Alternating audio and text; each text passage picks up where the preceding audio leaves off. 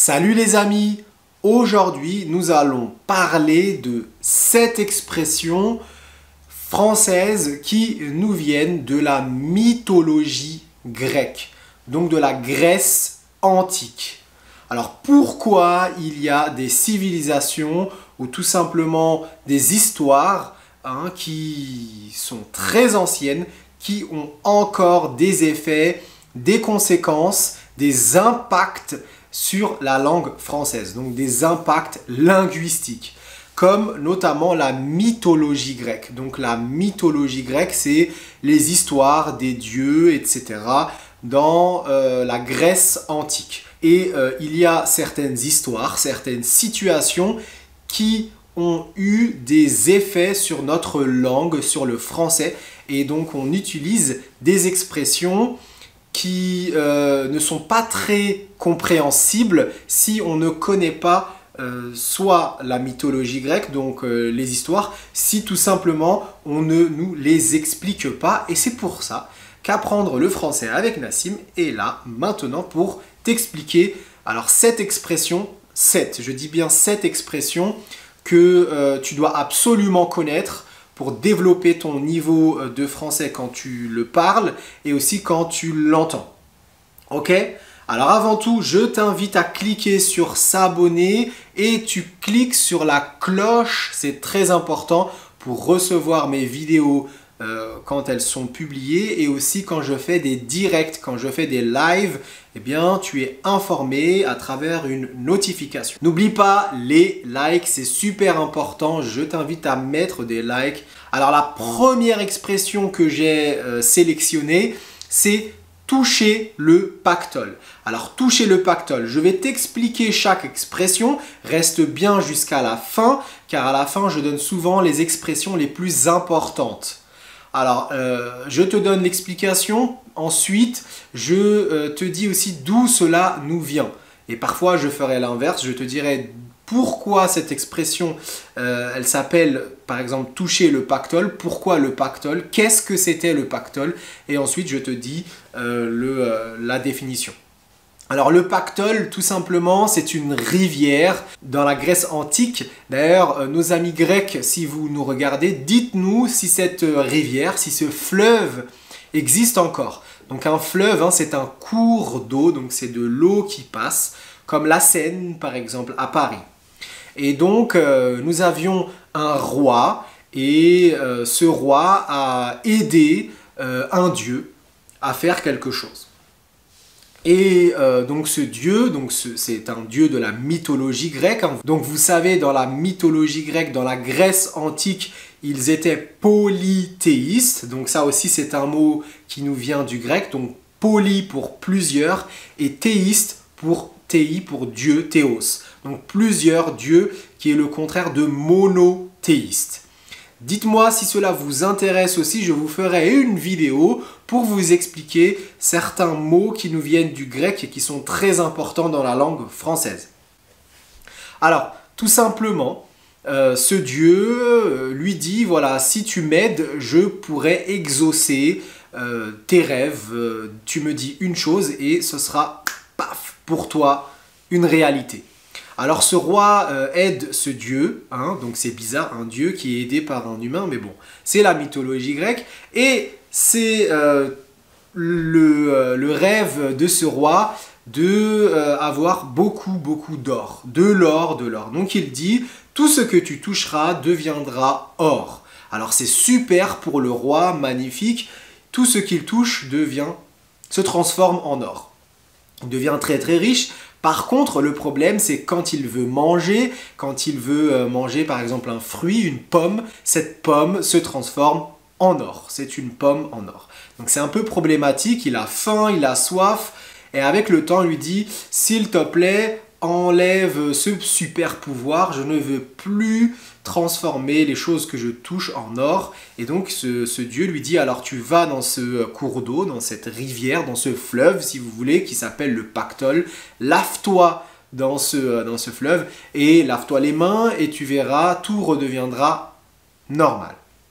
Il le fait et donc en fait il y a plein de choses qui se transforment en or aussi dans cette rivière au début et donc on a appelé, en fait, toucher le pactole, c'est donc toucher des millions, des milliards en argent, en dollars, en euros. Donc toucher le pactole, c'est vraiment gagner beaucoup d'argent.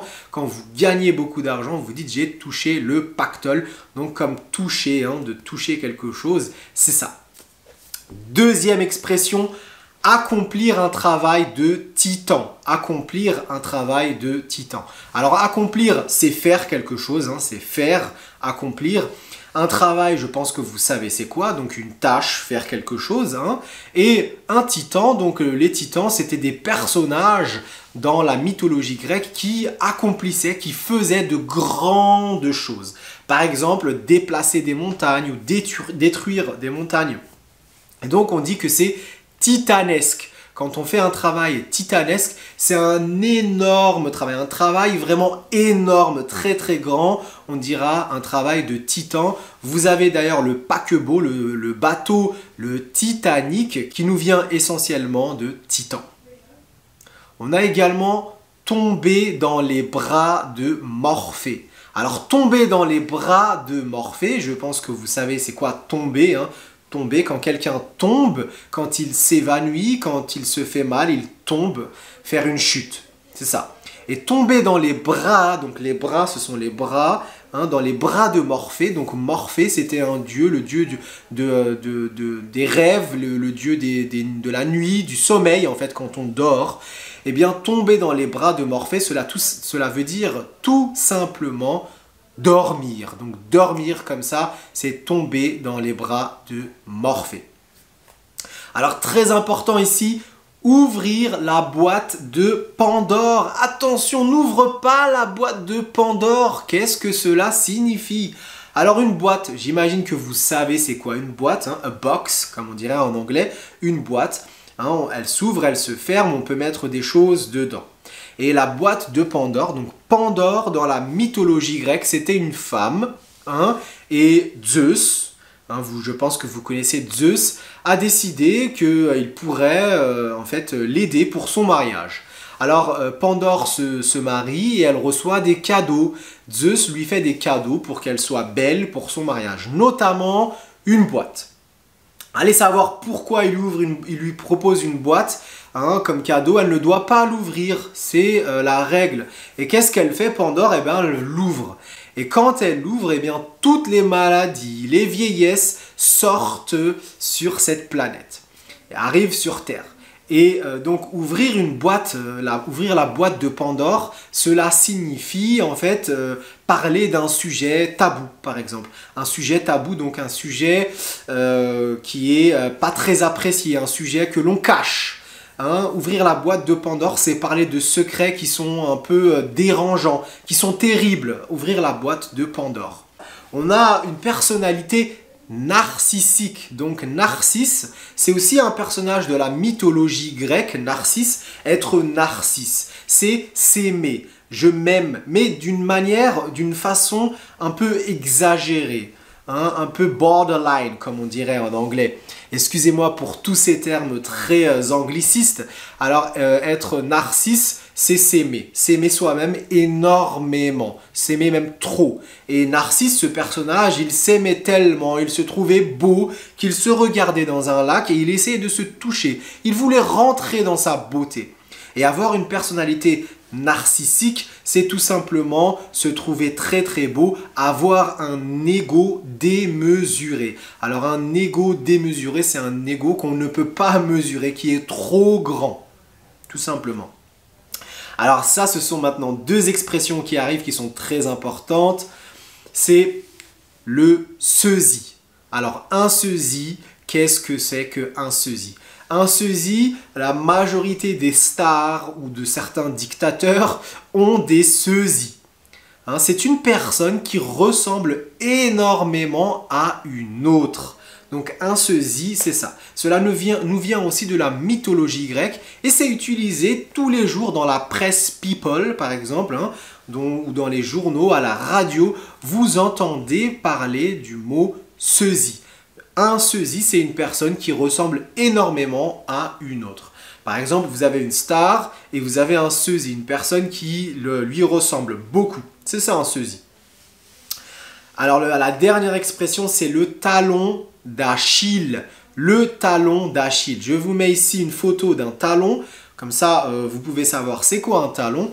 Achille, c'est aussi un personnage de la mythologie grecque. Si vous avez lu ou vu le film Troie, eh bien, vous savez qui est Achille. Donc le Achille, c'est quelqu'un qui est très très fort. Quand il était petit, eh bien, si je ne me trompe pas, on l'a pris, notamment sa maman, et elle l'a trempé, elle l'a mis dans un lac, dans de l'eau, qui est une eau qui donne beaucoup de force à cette personne.